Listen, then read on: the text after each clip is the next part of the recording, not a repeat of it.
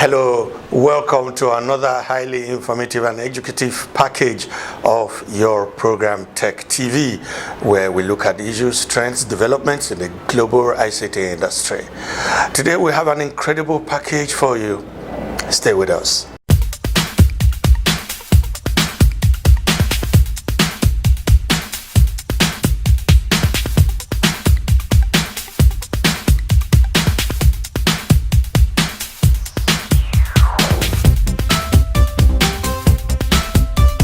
Alright, it's Africa's numero uno tech show on television with Don Pedro Aganbi.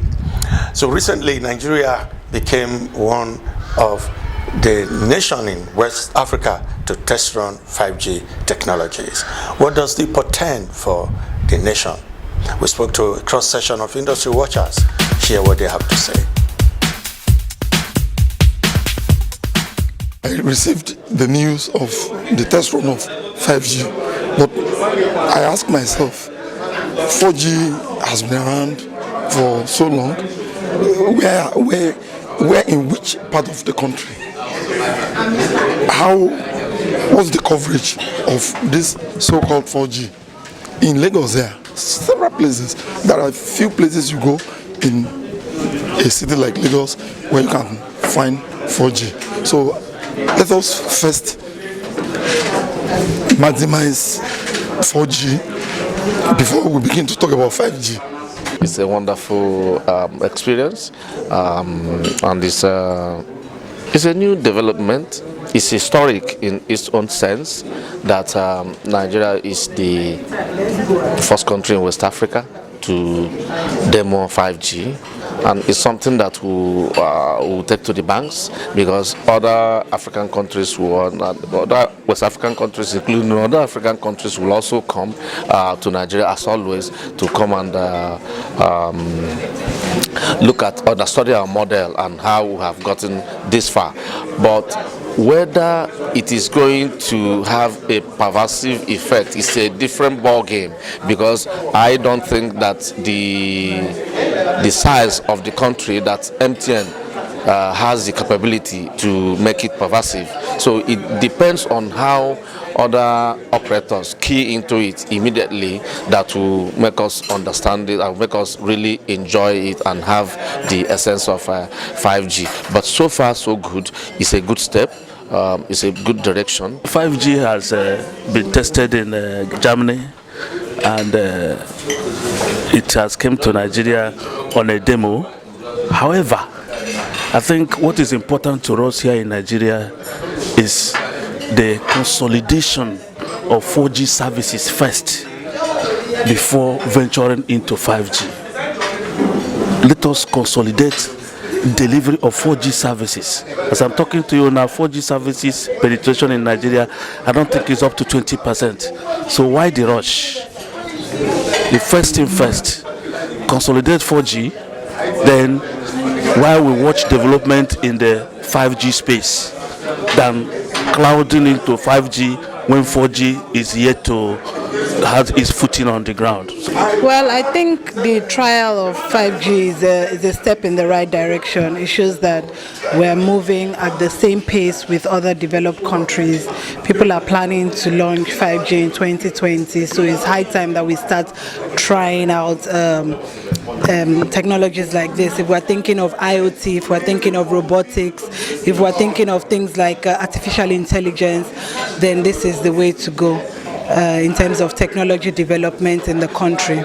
Well, I think what the industry stakeholders or the country should be looking at is the infrastructure, because even the spectrum alone, Ireland is about 1.something billion.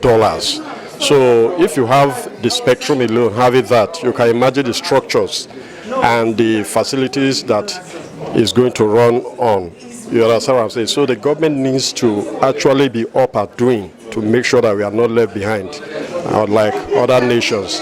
So they should be proactive, so that at the end of the day, we'll be able to ride smoothly and not that way. Even though we'll be having some itches, there will not be major itches. So, and there is need for funding. So they shouldn't just depend on the operators alone. If need be, incentives and subsidies should be given, even though we know we are not patrons of subsidy, but because of the impact it will make on the nation, cut across every aspect, whether security that we are grappling with and every other thing, the economy and other. I think that 5G will be something that will take us to a level that is quite unimaginable. Well, as much as is a good development for the technology evolution around the world, but Nigeria and Africa as it is, I don't see us being ready in the sense that the current 3G, 4G that we are running, we are not even having the right infrastructure, the supporting infrastructure is not there. And if you look at the broadband penetration, the technological access in the country, it is kind of city-centered and all that. So we first of all need to concentrate our effort in ensuring that a large proportion of the country is covered with the existing infrastructure or the technology that is in vogue before we can now start to think of how we can key into the 5G technology. But as it is, generally, it's about 5G is about enhancing and making the smart city, the e-governance thing happen. But we need the infrastructure which we don't have on ground at the moment. My concern is that we've not really utilized the 4G network we have here. A lot of people are complaining because so many things we need to do with 4G that we've not been able to do, and then we are going to 5G. Is it because we are just trying to catch up with others, or that we are ready for it? The truth is, we are not ready for 5G. 5G comes with a lot of things, but we need to utilize the one we have first. Let's utilize 4G properly first before we begin to talk about 5G. It is a welcome development, but then for me, before we start doing anything like deployment now, let us first exhaust what we have in 4G before we begin to talk about 5G. 5G is good, but then, because if you can't be talking about smart connections, you can't be talking about artificial intelligence and the rest of them without 5G, without having them. But then, have we really enjoyed the 4G that are the operators are currently deploying? We've not. The truth is that we can't wait while the world is moving forward. But in the real sense, we've not exhausted the potential of 3G to 4G. And again, there are also challenges in going to 5G. You talk about the infrastructure. We don't have the infrastructure. And government is not ready to provide infrastructure. Rolling out 5G service is not something that you do only for a specific set of people. Let me give you an instance. There's one company in Lekki, Smart Focus. They are doing a 5G service. They are rolling out a smart city solution. And for you to have such, and they've invested so much in building infrastructure for that solution, and that solution allows you with your mobile, your smartphone, you have access to your house. Even if you're in London, you have access to your house, what is going on in your house. But it took them 2 years to build infrastructure to be able to launch that solution. And they're doing it basically in Lekki area and Ikoyi.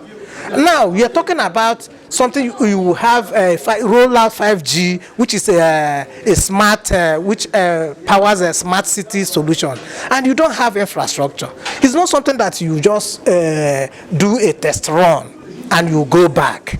I think the best thing for us is to start, because there's one report that says that it is going to take quite some time for Africa, emerging markets, to start experiencing 5G, going by what is on ground in emerging markets, including Africa. So I think the best thing is that for cities that are advanced, like in Lagos, Port Harcourt, we can be talking about 5G, but let us exhaust the potential of 3G and 4G in other hinterland. When we come back from this quick break, you'll meet our tech personality of the week. The software industry is not vibrant because we're not buying their products. Simple enough. We're not buying their products because we're buying foreign-made products. And what does that mean? It means that we're taking our money, putting it in somebody's economy, creating employment in that economy. Our tech personality of the week is the chairman of TranterIT, Lare Ayoola. In this interview, he speaks on this exciting product, Sigfox, and of course, he also speaks on IoT in Nigeria and of course, Africa. But my first question to him was, what would be the impact of IoT on the agricultural sector? Today, agriculture is not monitored. There are no devices in the fields to monitor moisture, pH level, nitrate level, temperature. These are things that affect crops. And if the temperature is too high, the crops will fail. Solution could be to sprinkle them a little bit more often with water, and you prevent crop failure. Many times farmers are spending too much money on fertilizer. They put fertilizer when they think the soil needs fertilizer. With IoT devices, the IoT devices will tell them which parts of the field require fertilizer. It will cut the use of fertilizer by as much as 50%, and you still get the same yield you're getting now with overuse of fertilizer. And you know, overuse of fertilizer kills the soil. It destroys the soil because it has an impact on the microorganisms that are in the soil that are required for the plants to even absorb the fertilizer in the first place. So overuse of fertilizer is not good for agriculture. It destroys the land. So by having IoT devices to measure these things, you create a lot of jobs. Somebody has to sell the devices to the market. Somebody has to install the devices in the market. Somebody has to maintain it. Somebody has to provide after-sales customer support. Massive job creation comes from this. And we're talking about a country that, according to PwC, PricewaterhouseCoopers, we have 197 or 196 million people in this country. That's a lot of people to serve. And a lot of unemployment exists today. Every industry that can help create employment should be encouraged. I think the most important qualification or set of qualifications that are required to be a Sigfox or an IoT Africa channel partner is to have the right attitude, to be interested in satisfying the customers. We can train you to do the rest. We can train you to be a developer. We can train you to be a device inventor. We can train you to be a software developer. We can train you to be an installer. We can train you to be a support person. But one of the things that's very difficult to train is attitude. So number one, we're looking for attitude. Of course, we are going to pay more attention to companies that are already at least reasonably established. They've incorporated a company, so they have a company name that's registered with the government. They have a tax identification number, so we know that they're in the system and they're legitimate. We know that they are they show some level of competence and seriousness about being able to reach out to their customers, present solutions to the customers, and either deploy or request us to deploy on their behalf. So when I say us, IoT Africa or TranterIT, to deploy on their behalf. IoT Africa could send that deployment request to any of the channel partners that are qualified and certified as deployment partners, deployment channel partners. As a channel partner, you don't have to be technically oriented at all. IoT is not complicated at all.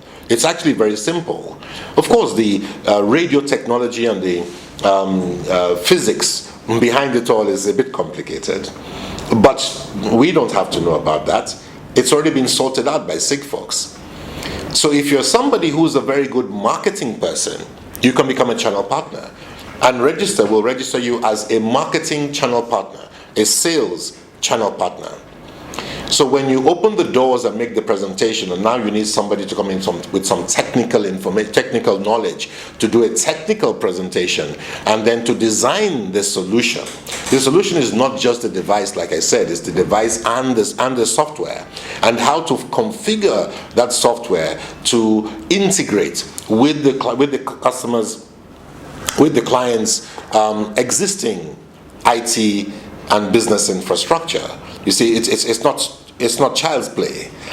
This is why companies like TranterIT, who have been in the IT solutions business for so long, are critical at the initial stage of IoT development in Nigeria, because we can provide the necessary support for hundreds of smaller companies who want to learn and want to develop. And so it goes that way. So we're looking for sales channel partners. We're looking for people who can carry out installations of the devices. We're looking for people who can integrate the software to make the whole system work.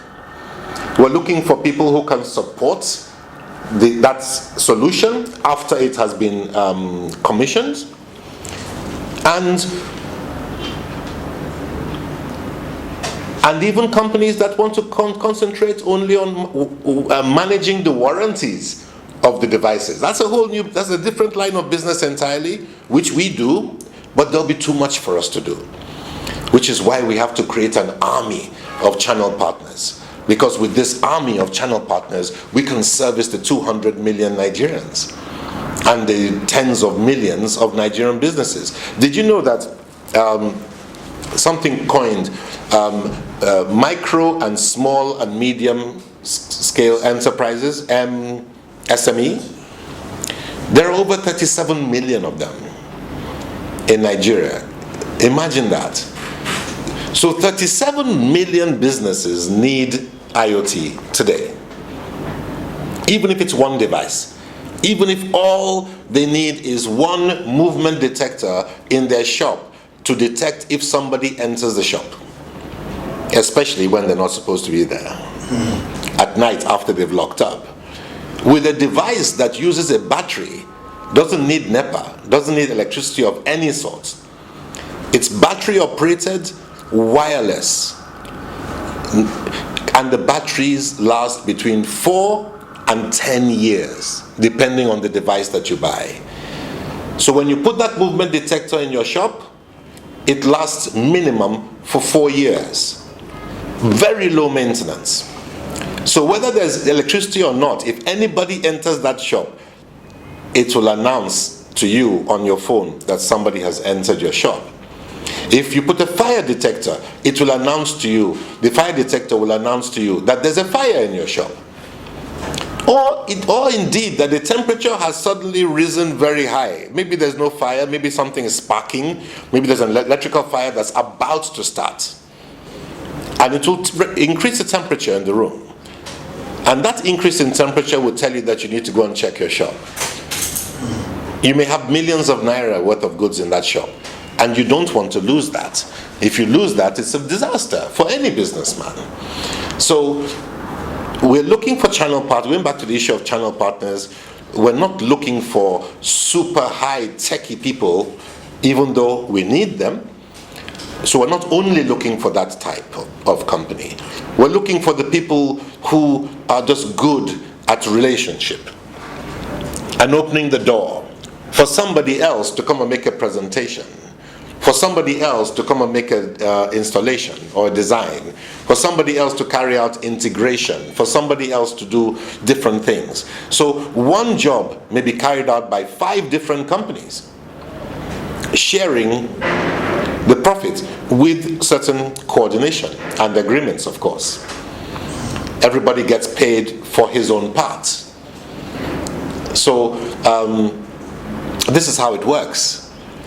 So Nigerian content will be very, very high, because once we build a network and once we build an ecosystem of Nigerian inventors that are scientists and software developers, eventually all of the devices will come from Nigeria. All of the software will come from Nigeria. All of the engineers and technicians will come from Nigeria. All of the salespeople and sales specialists will come from Nigeria. And then we become self-sufficient in IoT. But we still use the Sigfox network. They'll still benefit from their initial assistance that they're giving to us. But we will benefit the most. Wow. So, who's finally, can we meet you please, for the sake of my viewers, who has been talking to us? Who's Lare Ayoola? Been in the industry for a while. How profitable has it been for you?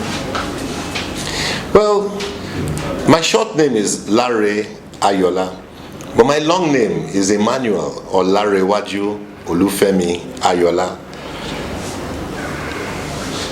The business has been profitable. Admittedly, not as profitable as it tends to be in other parts of the world. I think that things will improve. And let me tell you the area where I think things have to be improved.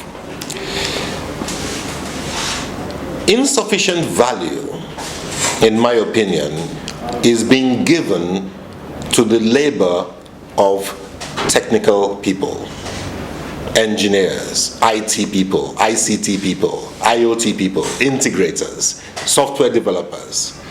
Insufficient value is being given to them.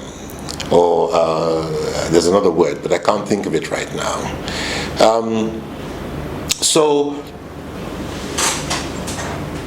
But I think over the last 3 years especially, Nigerian industry has woken up to the fact that without IT people, without ICT people, and going forward, without IoT people, they will not survive. And therefore, they're starting to value the services of the ICT industry as a whole much more than they used to. Also, in the past, most ICT departments or IT departments were not being governed by IT people. It was a new industry. We were young people. Now those young people are starting to become managers, senior managers, general managers, EDs, managing directors. And you see, it's just like if you're a footballer and you suddenly become the chairman of the NFA, you know the pain of the footballers. And therefore you will react differently from somebody who was never a footballer.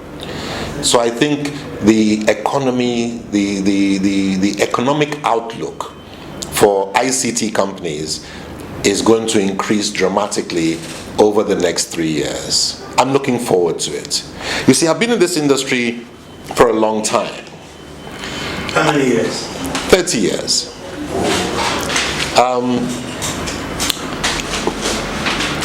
Yeah, I've been in this industry for a long time. And I've seen it from a terrible stage to a much better position. You see, we were very lucky. You remember in 1998 we became the contractor that won the desktop integrated services contract for Shell. That was a $2 million contract. That was a watershed. I mean, that's the right word. That was something that was unheard of. The only companies that won those type of contracts in those days were the multinational companies. We were a completely, absolutely, 100% indigenous Nigerian company that won that contract.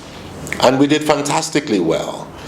And we supported Shell for about 5-6 years before they now gave it to a multinational, when they gave a much larger contract which prevented Nigerian companies from participating.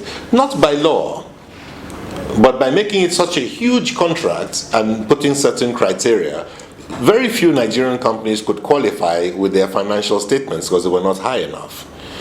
So, but I think that's also changing now. Nigeria is maturing, and the profitability of ICT companies is going to increase dramatically. I mean, of course, you know that software developers have broken the mold already, and companies that are developing software are now starting to reap huge benefits. So if you stay in the hardware zone, you may not make much profits or as much as you would like. If you stay selling somebody else's software, you may not make as much money as you would like. But if you create something, if you develop your own software, if you get involved in customizing software, by the way, you don't always have to develop from scratch. We are the exclusive distributors of a company called 3S Software. They're based in Cairo in Egypt. We just signed the agreement last week. They provide sports software. So the plan, I told them, is that, look, we have a Nigerian content policy. So what we're going to do is we're going to establish 3S Nigeria. And 3S Nigeria is going to take the software from the parent company in Egypt. And every company that requires the software is competition management, is traffic policy and regulation management, and so on and so forth.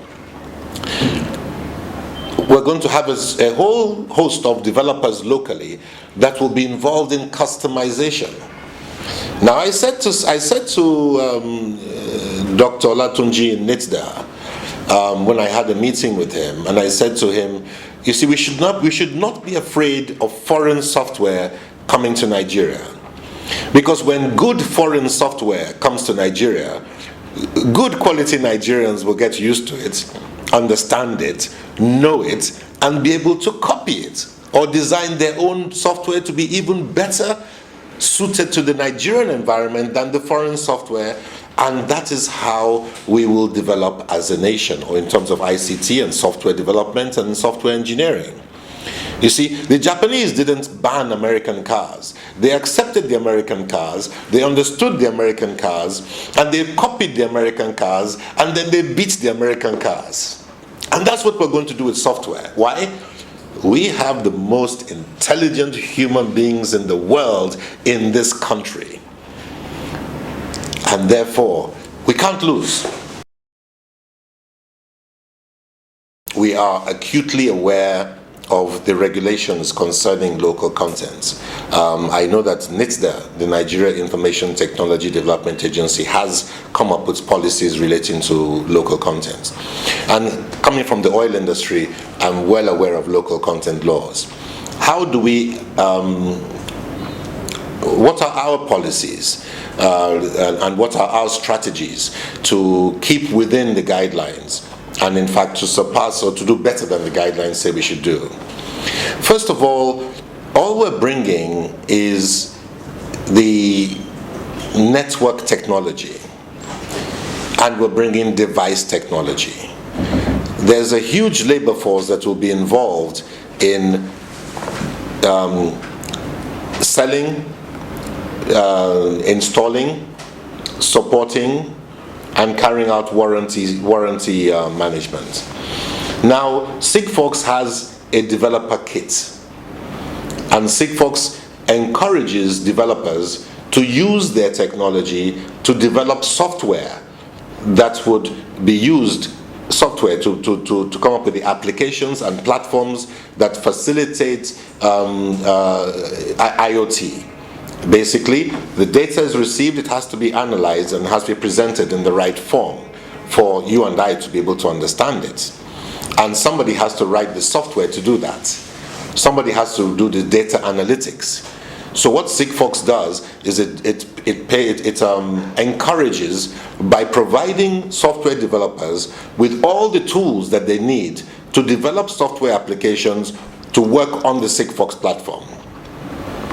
Secondly, Sigfox encourages device manufacturers to design their own devices that are compliant with Sigfox technology.